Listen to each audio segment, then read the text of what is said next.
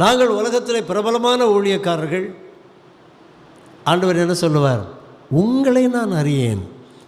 அற்புதம் செய்தீங்க, பிசாசு துரத்தினீர்கள், நடனம் ஆடினீர்கள், பாட்டு பாடினீர்கள், ஆனால் உங்களை எனக்கு தெரியாது. ஏனென்றால் இந்த ஆவியின் கனி அன்பு, சந்தோஷம், சமாதானம், நீடிய பொறுமை, தயவு, நற்குணம், விசுவாசம், சாந்தம், இச்சை அடக்கம் போன்ற குணங்கள் உங்களிடத்தில் இல்லை.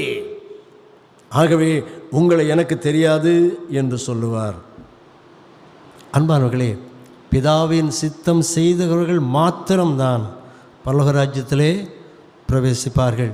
இன்றைக்கு நம்மை நாமே கொஞ்சம் ஆராய்ந்து பார்ப்போம். ஊழியக்காரனாகி என்னையும் சேர்த்து தான் நான் சொல்கிறேன், உங்களை மட்டும் இல்லை. நம்மை நாமே ஆராய்ந்து பார்ப்போம்.